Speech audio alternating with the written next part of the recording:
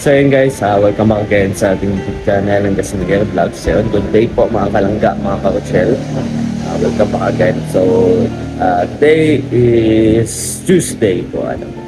So ayun, nandito po tayo sa San Vicente. So hindi muna tayo sumama kay Nakuya kasi meron tayong matrabaho dito. So babantayan po natin. Kasi sakto, wala kaming pasok kasi online class lang po kami. Ayun. Then samahan niyo po ako para makita niyo po kung anong magiging kabuuan at magaganap dito sa aking pinapagawa. Hanggang saan aabutin po. So dalawa na pala po yung kinuha natin na trabaho kasi sabi nitong ating mason para daw po madali po. So yun guys, samahan niyo po ako ngayong araw na ito. Simple please palike and share. Maulan na hapon, mag-iingat po lahat. Ayan. Thank you and God bless.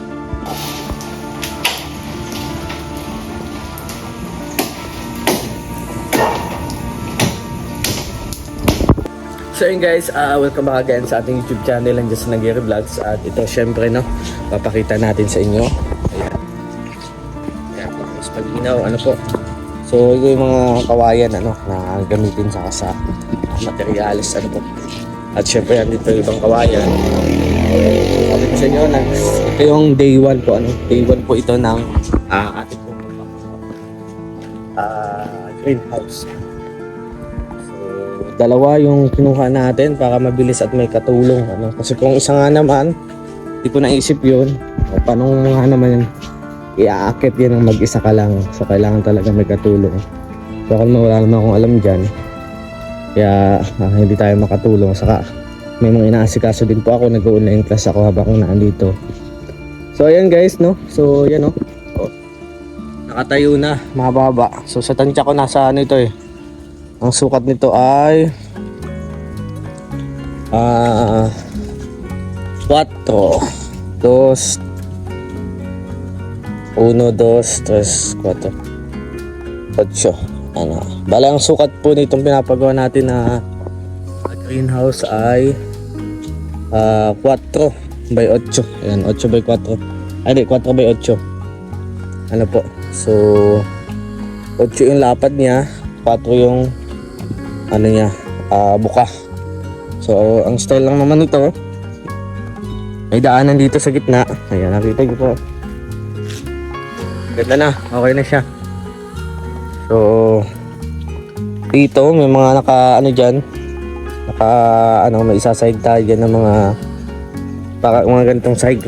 Po, ang ganito. So dito sa gitna nilakadan. So may mga dyan, may mga sahig. Ayan, hanggang dito sa dulo. So bali ang mangyayari dito kasi bawal ito dumikit dito sa bakod. Kasi pag nakadikit sa bakod, ang tendency ay pwede siyang gapangan ng damo. So bali dito yung dati.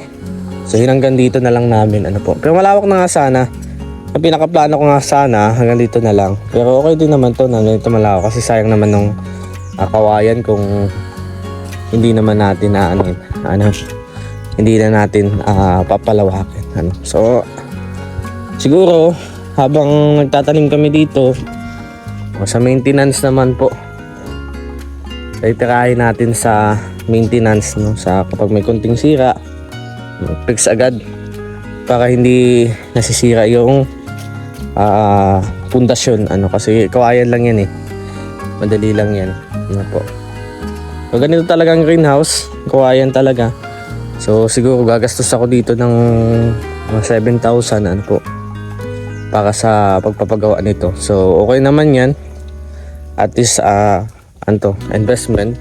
Siyempre nakalagay yan sa ating portfolio para alam natin kung ilan yung binitaw natin pera at yung papasok. So in a few months habang di pa kami nakakapagbenta, ang style namin ito maglalagay kami para kasi itong pera na itong ginamit ko dito pagpagawa parang hiram yan hiram. Kumbaga every may kikitain kami, yung kalahati hatiin namin, yung kalahati ilalagay namin sa investment kasi ito ay kumbaga itong pinagamit ko dito, yung kinapital ko ay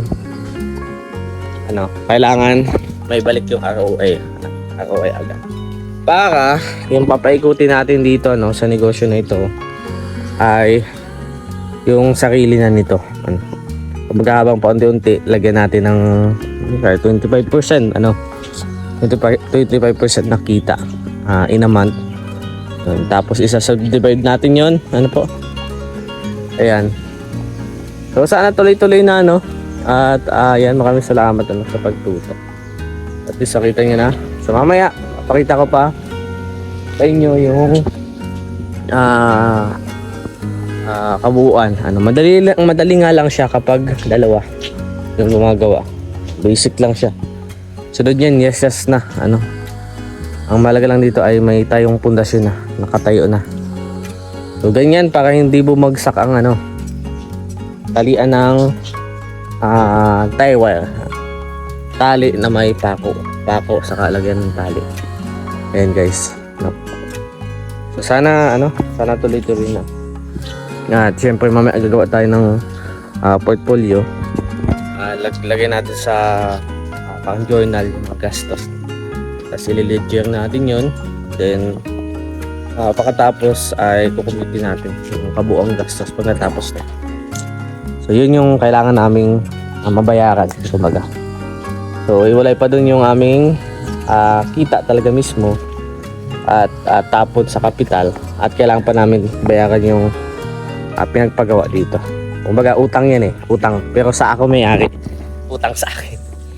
Para makabalik ang ROI. Pag nakabalik ang ROI, tapos mayroon pang kunting excess sa pera, papaikutin naman namin yun. At mag-invest ulit ako. Ayun. Yan, let's pray for this new business. So sana gabayan ako ni Lord na more pa, madami pa. At pa paano ay magkakaroon kami dito ng kapagkakakitaan. So ayan, let's pray lang.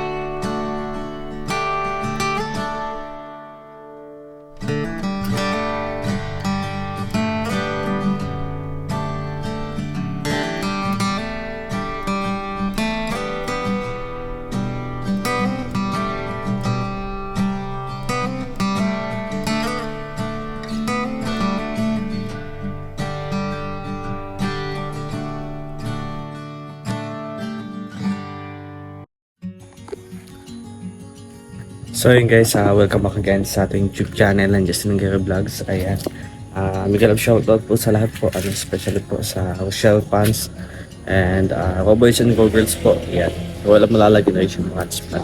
At syempre, ito na yung finish, hindi pa finish pala. Ayan, so ganito lang kadaling nagawa ito, no? So dalawa naman sila magkatulong. So bali medyo napahaba. Po, ito na yung next nila magsasahig saka maglalagay ng angkob. Tomorrow yan gagawin. So baka magti-3D sila dito. Pero sa tingin ko hindi naabutin kasi okay na to no? So yan guys no. Yan lang yung natapos ngayon. So kahit pa paano okay na no? So hindi pala yung aking mode of patrabaho. So hindi ito pakain. Kaya 600 pesos, 650 dinagdagan natin. Ayan. Sangat tayo kulangin na ang kawayan po kasi hirap magpakuha ng kawayan ulit. Ayan, syempre, hirap pa tayo dito. Dito ang kawayan. Mapakukulangin tayo kasi maglalagay pa yan ng sahig. So ito naman ay ito kami ginawa ng aking kasamaan. may kulambo. Saka yung plastic na pang-angkop palagay sa bubong. Ayan. Ayan guys, maraming salamat po sa mga tumutok sa pagpapanood ng vlog na ito. Ayan, ito po yung day 1 ng ating patrabaho. Sana tuloy-tuloy na po. Ayan, love you and God bless po. Bye bye po. Please like and share and don't forget to skip ads.